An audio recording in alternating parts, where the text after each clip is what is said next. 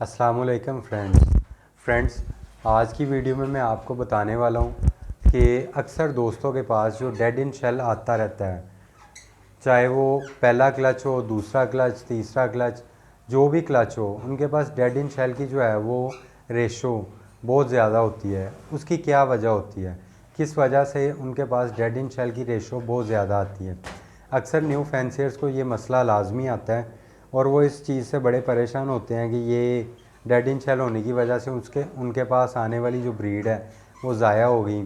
वो एक चीज़ सोच के रखते हैं कि हम इंशाल्लाह इस ब्रीड से जो है वो बच्चे निकलेंगे, वो बड़े होंगे, उनको सेल करके हम कुछ ना कुछ जो है वो अपने लिए हासिल करेंगे, कुछ अर्निंग हासिल करेंगे, कुछ घर का कोई निज़ाम चलाएंगे, या उन्होंने कुछ सोचा ही होता है कि कोई ना कोई चीज़ जो है वो इससे हासिल कर लेंगे।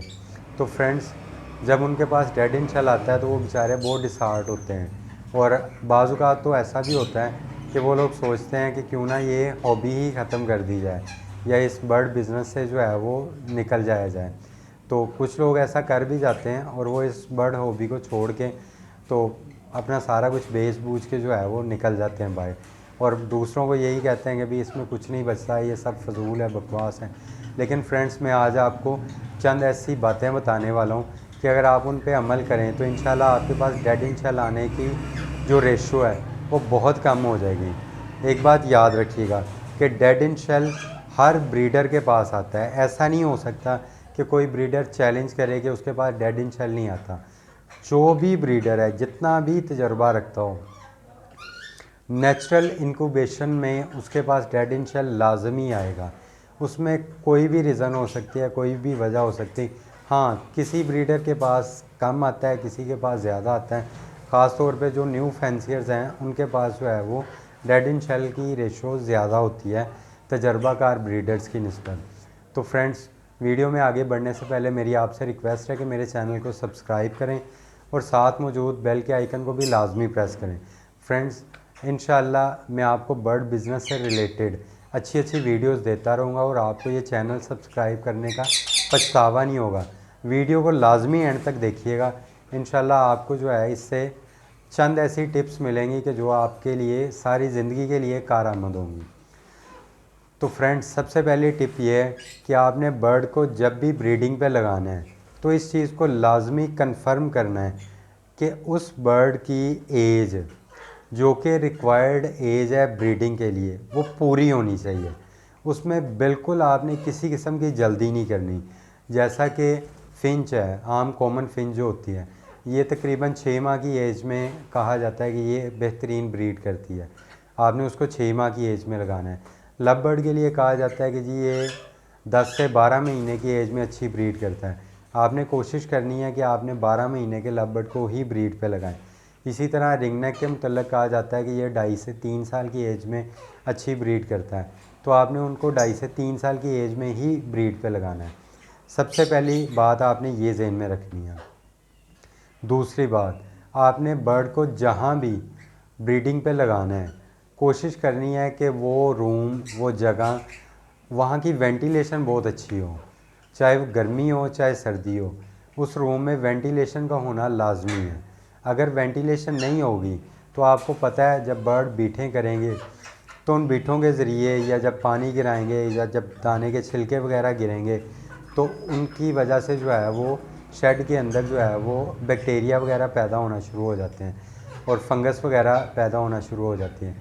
ये बैक्टीरिया और फंगस जो है ये जहरीली गैसें पैदा करती हैं, जिसके नतीजे में बर्ड के अंडे के अंदर छोटे छोटे सुराख होते हैं, जिनके ज़रिए अंडे के अंदर बनने वाला जो बच्चा होता है वो उन सुराखों के ज़रिए जो है वो सांस लेता है। तो जब उन सुराखों के ज़रिए वो सांस लेता है तो चूँकि वो एक नाजुक सा बच्चा होता है, तो वो जहरीली गैसें जब उसके अंदर जाती हैं तो वो अंडे के अंदर ही मर जाता है। इसलिए आपने इस चीज़ को लाजमी ज़हन में रखना है कि आपके पास बर्ड की जो है वो बर्ड रूम का जो है वो वेंटिलेशन का सिस्टम बहुत अच्छा होना चाहिए। तीसरी बात जो आपने लाजमी ज़हन में रखनी है वो ये है कि आपने बर्ड का जो नेस्टिंग मटेरियल है उसको साफ़ सुथरा रखना है। बाज़ का तो होता है कि बर्ड जो है एक दफ़ा अंडे ले करता है, उसमें बच्चे पालता है और वो दोबारा उसी गंदे जो है वो नेस्टिंग मटेरियल में दोबारा से अंडे ले कर देता है। और हम लोग जो है वो पुराना नेस्टिंग मटेरियल निकाल के ज़ाया नहीं करते कि कहीं बर्ड जो है वो ब्रीडिंग से रुक ना जाए।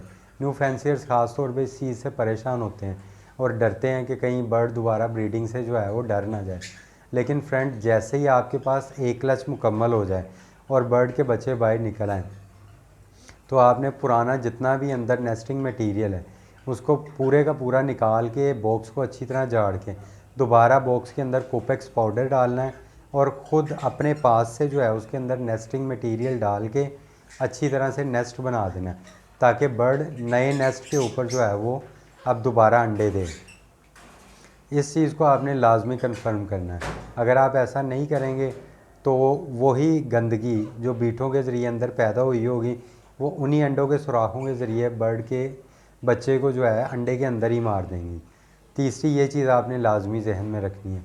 चौथी आपने ये चीज़ जहन में रखनी है कि आपने अपने बर्ड को जो है वो डाइट अच्छी देनी है। और डाइट अच्छी देने से मुराद ये नहीं कि आपने सिर्फ ब्रीडिंग सीज़न में अच्छी डाइट देनी है, बल्कि आपने ब्रीडिंग सीज़न से पहले भी बर्ड को डाइट अच्छी देते रहना। आउट सीज़न में भी आपने बर्ड को कोशिश करनी है कि आपने बर्ड को जो है वो सॉफ्ट फूड भी दें, सिट्टा भी दें और दूसरी भी इस तरह की जो है वो चीज़ें दें जिससे बर्ड की जो है वो सेहत जो है वो अच्छी रहे। और ब्रीडिंग सीज़न में तो आपने अच्छी डाइट देनी ही देनी है लाजमी तौर पे। इससे फ्रेंड्स ये फ़ायदा होगा कि आपका बर्ड जो अंडे देगा उसके अंदर जो एम्ब्रियो बनेगा जो कि बच्चे की शक्ल इख्तियार करता है, वो एम्ब्रियो ताकतवर होगा और वो आसानी से अंडे के छिलके को तोड़ के जो है वो बाहर निकल सकता है। चौथे नंबर पे फ्रेंड जो है वो ये टिप है कि आपने बर्ड को विटामिन और कैल्शियम जो है वो लाजमी देना है, क्योंकि विटामिन और कैल्शियम एक ऐसी चीज़ है कि अगर बर्ड के अंडे में विटामिन और कैल्शियम की मिकदार पूरी नहीं होगी तो बर्ड के बच्चे ने अंदर से ही जो है वो विटामिन और कैल्शियम खाना होता है और अपनी हड्डियाँ और गोश्त बनाना होता है। तो अगर उसके अंदर कमी होगी विटामिन और कैल्शियम की तो बर्ड का बच्चा